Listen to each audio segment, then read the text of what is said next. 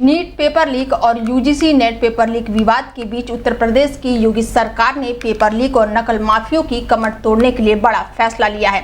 मंगलवार को हुई कैबिनेट बैठक में पेपर लीक के खिलाफ अध्यादेश के प्रस्ताव को मंजूरी मिल गई है। इस अध्यादेश के लागू होते ही नकल माफियों पर कार्रवाई में और तेजी देखने को मिलेगी। दरअसल पेपर लीक मामले में सरकार के प्रयासों को बड़ा झटका लगा है। एक तरफ युवाओं में नाराजगी है तो दूसरी तरफ विपक्ष ने भी इस मामले को लेकर जोरदार हमला जारी रखा है। इसको देखते हुए योगी सरकार ने जिस तरह माफिया अपराधियों के खिलाफ मुहिम चलाई थी, वैसे ही कार्रवाई अब नकल माफिया और सॉल्वर गैंग से जुड़े लोगों पर होगी। अध्यादेश के तहत पेपर लीक में आरोपी पाए जाने पर 2 साल से लेकर उम्र कैद की सजा का प्रावधान किया गया है। इसके अलावा 1 करोड़ का जुर्माना भी देना पड़ेगा। बता दें कि इस बैठक में पेपर लीक से जुड़े प्रस्ताव पर मुहर लगी है। गौरतलब है कि पिछले दिनों ही मुख्यमंत्री की तरफ से पेपर लीक को लेकर सख्त कार्रवाई के आदेश दिए गए थे।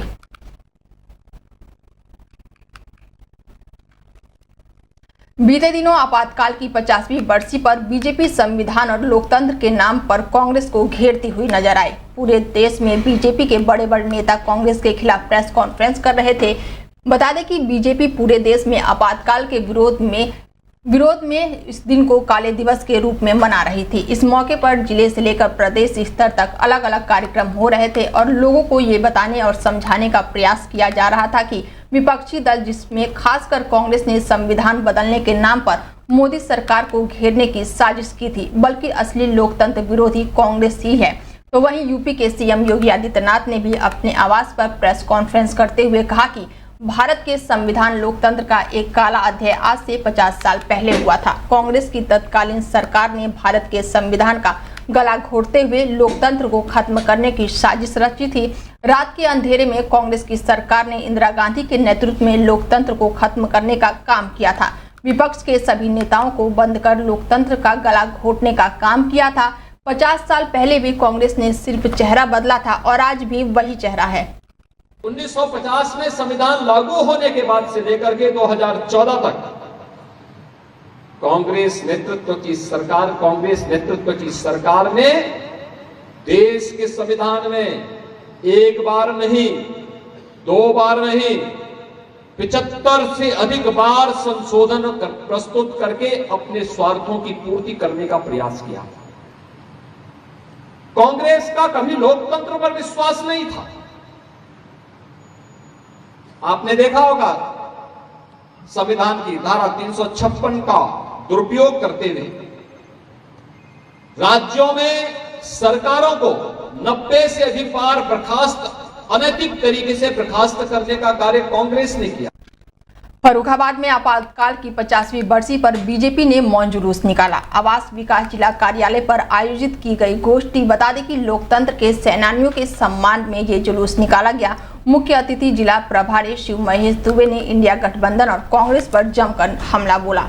उन्होंने कहा कि जिस राज्य में इंडिया गठबंधन की सरकार है, वहां आज भी आपातकाल जैसे हालात हैं। पश्चिम बंगाल में हजारों बीजेपी कार्यकर्ता टीएमसी के गुंडों से जान बचाने के प्रदेश के कार्यालय में शरण ले रहे हैं। बता दें कि कदारी गेट थाना क्षेत्र के आवास विकास स्थित जिला कार्यालय में का ये पूरा मामला बताया जा रहा है, जहां बीजेपी ने मौन जुलूस निकाला।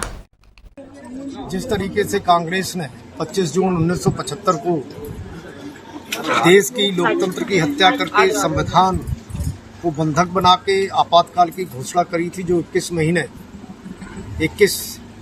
मार्च 1977 तक चला था। उस बीच जो यात्राएं दी गई थी, उसी के संबंध में आज एक गोष्ठी और मौन जुलूस रखा गया।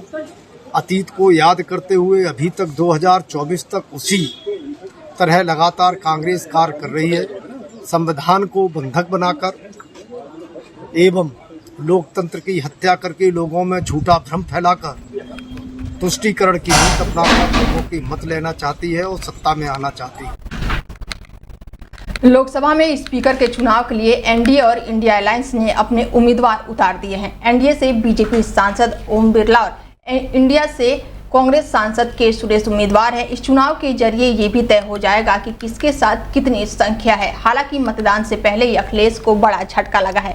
यूं तो उत्तर प्रदेश में उन्हें 37 सांसद जीते हैं, लेकिन शपथ सिर्फ 36 सांसद ही ले सके हैं। बता दें, गाजीपुर से सपा सांसद अफजाल अंसारी को मंगलवार को शपथ नहीं दिलाई गई। ऐसा करने के पीछे सुप्रीम कोर्ट के एक आदेश का हवाला दिया गया है। अब अफजाल अंसारी ने इसके खिलाफ कानूनी कार्रवाई का रास्ता अख्तियार करने का फैसला किया है। स्पीकर चुनाव में अब सपा के पास सिर्फ 36 सांसद ही रह जाएंगे, जो इंडिया अलायंस के प्रत्याशी के सुरेश को वोट करेंगे। ये बताते जा रहे हैं कि बुधवार को लोकसभा के कार्यवाही शुरू होने पर सबसे पहले उन नवनिर्वाचित सांसदों का नाम पुकारा जाएगा जिन्होंने अब तक संसद सदस्यता की शपथ ले लिया। हालांकि अभी यह स्पष्ट नहीं है कि अफजाल को शपथ दिलाई जाएगी या नहीं। अफजाल को शपथ न दिलाने तक वह ना तो संसद की कार्यवाही में हिस्सा ले सकेंगे और ना ही मतदान कर सकेंगे। सुप्रीम कोर्ट ने भी जब उनको सजा पर स्टे लगाई थी तब भी ये शर्त रखी गई थी।